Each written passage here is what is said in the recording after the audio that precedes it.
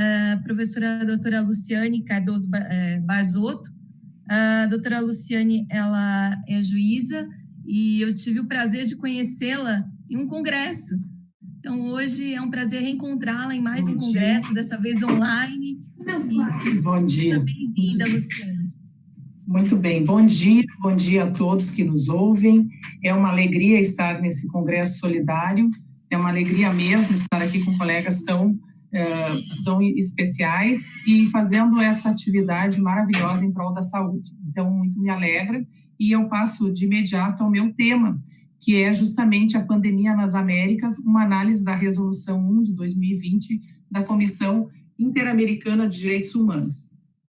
Também vou dividir a minha fala em 3 etapas. Primeiro, uma análise de qual é o padrão normativo que embasa essa declaração, essa resolução, qual é a análise da própria resolução e, por fim, se haveria uma alternativa de que se adotasse um outro padrão normativo.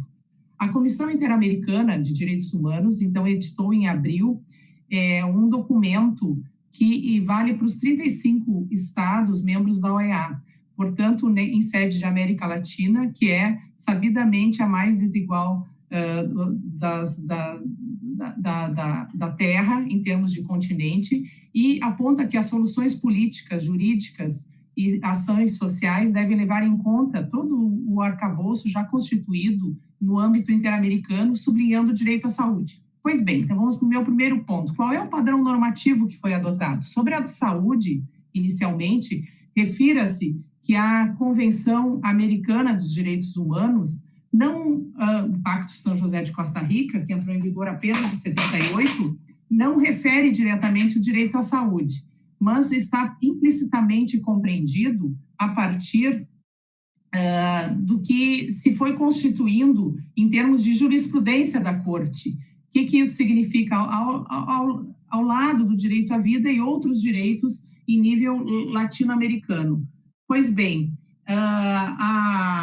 o direito à saúde só foi realmente inserido em termos legislativos, em termos de OEA, com o Protocolo de São Salvador, em 1988, o qual refere expressamente no artigo 10 os seguintes termos: toda pessoa tem direito à saúde, entendida como o mais alto nível de bem-estar físico, mental e social, na linha progressiva do que a OMS já havia declarado. E ainda acrescenta que essa saúde é, portanto, de responsabilidade do Estado para que tome as medidas de prevenção de doenças, sublinhando ainda obrigações específicas dos Estados, a ideia de não discriminação em matéria de saúde, a universalidade dos sistemas, os compromissos dos Estados assumidos em matéria social, no sentido de não regresso ou retrocesso social, e a atenção específica aos grupos vulneráveis. Então, a partir desse arcabouço, eu passo a analisar a própria resolução. Primeiro, ela contempla o direito à saúde, portanto, como um direito autônomo, não mais vinculado ao direito à vida, exatamente, especificamente vinculado, portanto, um direito que pode exigir prestações positivas do disponibilidade, acessibilidade, aceitabilidade e qualidade. Qualidade aqui significa que a saúde deve ser fornecida segundo padrões científicos e não ao desejo de cada governante. Também se diz que, em caso de pandemia, as medidas restritivas de direitos devem estar sujeitas ao princípio da legalidade, proporcionalidade, ser restritas no tempo, motivadas e ainda com um adicional do acesso à informação e de uma cooperação internacional, sendo que os Estados devem garantir que se minimize eventuais impactos negativos sobre o direito das pessoas atingidas, particularmente vulneráveis, como idosos, crianças, mulheres, e aqui a resolução incluiu também os trabalhadores informais no bloco dos mais vulneráveis. O que se dizer do direito ao trabalho? Apenas na resolução o direito ao trabalho orbita. São 85 pontos que a resolução menciona e o direito ao trabalho orbita ao redor do direito à saúde. Portanto, a centralidade da proteção em termos de trabalho está nos aportes econômicos, como meio de subsistência a todas as pessoas trabalhadoras. Portanto, proteção a salário, de maneira que os trabalhadores tenham igualdade de condições para cumprir as medidas de contenção durante a pandemia. Também a resolução sublinha que se tem acesso à alimentação e outros direitos sociais essenciais, tanto para os que estão trabalhando como para os que não, sendo que para os que estão trabalhando e seguem na linha de frente, devem ser especialmente protegidas do contágio, e aí entram as medidas de segurança numa menção geral. Portanto, a proteção dos informais aqui segue a perspectiva teórica dos direitos humanos como necessidades. Essa perspectiva não apenas justifica os direitos humanos do trabalhador como princípios ou como direitos subjetivos, mas também inclui a ideia de trabalho decente, de certa forma, embora não tenha aprofundado esse tema, mas ao enunciar que os trabalhadores precisam de remuneração, ou seja, uma renda decente e segurança, eu estou, obviamente, com a ideia de proteção aos direitos fundamentais, numa linha do que a OIT chama de trabalho decente. Poderia ter avançado a resolução, no sentido de trabalhar o direito do trabalho como algo mais universal e inclusivo, adotando até a perspectiva transversal da saúde, que é tida como um bem público global. O trabalho também o é. Mas, no entanto, a crítica que se deve fazer é que, no contexto de bens escassos, políticas públicas incertas, corrupção, populismo, democracias frágeis, como vemos na América Latina, fica óbvio o problema do financiamento do Estado.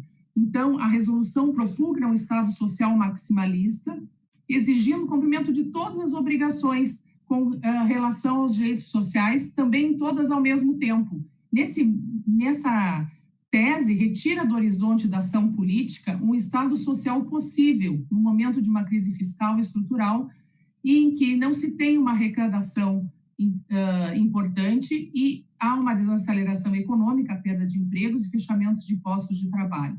A maximização desses encargos estatais talvez enfraqueça aqui a resposta dos estados, porque não houve uma eleição de prioridades. E a tese dos recursos máximos disponíveis pode trazer mais descoordenação do que auxílio, ainda com o risco da corrupção que se ouve frequentemente nos noticiários. A resolução sugere que os estados busquem apoio nas instituições multilaterais de financiamento e investimento e tentem aliviar dívida externa e se liberar de sanções econômicas que possam ameaçar ou debilitar e ou impedir as respostas concretas em apoio à pandemia, em todos esses direitos sociais. Porém, poderia ter avançado também, outra crítica aqui, na discussão de formas de financiamento desse Estado, como, por exemplo, taxação de grandes fortunas, talvez aumento de impostos, temas que não são tão simpáticos, mas são importantes, talvez o controle da dívida pública, sim, renda básica universal, renda mínima existencial, renda básica emergencial, como falou recentemente a CEPAL e a OIT, e por que não discutir novamente taxação sobre movimentações financeiras globais, a chamada e famosa taxa Tobin, que não evoluiu numa discussão de cenário internacional. Portanto, em resumo, ao adotar um modelo solidarista de Estado social, pergunta-se se haveria outra opção para esta resolução. E aí eu tento responder quais são as alternativas normativas para servir de marco para essa resolução. O que eu posso dizer é que no horizonte da tradição americana, o princípio pro persona, que orienta sociais e direitos humanos, parece bem contemplado na Declaração de Bogotá, que foi a primeira Declaração Americana de Direitos e Deveres do Homem, e que vincula o direito à saúde no artigo 11 nos seguintes termos: toda pessoa tem direito a que sua saúde seja resguardada por medidas sanitárias e sociais relativas à alimentação, vestuário, habitação e cuidados médicos, correspondentes ao nível permitido pelos recursos públicos da coletividade. Portanto, aqui se acrescenta a responsabilidade da sociedade e da coletividade. O direito à saúde não é apenas imputado ao Estado pelos recursos públicos, mas sim recebe um grande acréscimo da previsão da participação da sociedade como um todo. Nessa coletividade estão embutidas as singularidades de cada pessoa e, portanto, bem na linha dos direitos humanos, que são direitos considerados também de certa forma individuais, cada pessoa se torna agente de saúde pública. E, portanto, isso é mais interessante do ponto de vista da visão pró persona, que rege os direitos humanos. Convém recordar que a segurança também está contemplada no artigo 1º dessa Declaração de Bogotá, nos seguintes termos: todo ser humano tem direito à vida, à liberdade e à segurança de sua pessoa. De novo, num contexto coletivo, comunitário, existencial. Portanto, a pandemia tem que ser aqui, segundo a Declaração Americana dos Direitos e Deveres, confrontada com uma possibilidade coletiva. E ambos os direitos, segurança e saúde, têm que ser lidos à luz do preâmbulo dessa declaração, que diz: todos os homens nascem livres e iguais em dignidade e direitos, e como são dotados pela natureza de razão e consciência, devem proceder fraternalmente uns para com os outros. Ou seja, eu dou um pulo da solidarismo unicamente estatal para uma postura horizontal que inclui o ser humano também como sujeito de direitos e deveres no plano internacional. Nesses termos, o modelo de solidarista, em que o Estado tudo garante na saúde, soma-se ao modelo fraternalista, com uma garantia adicional para o bem global que é a saúde. Portanto, o cumprimento do dever de cada um é a exigência dos direitos de todos. Desses termos, ainda que o Estado deva exercer, não estou dizendo que o Estado não deva, mas sim ele deve exercer o seu papel fundamental de garantir, nesse momento, renda e saúde.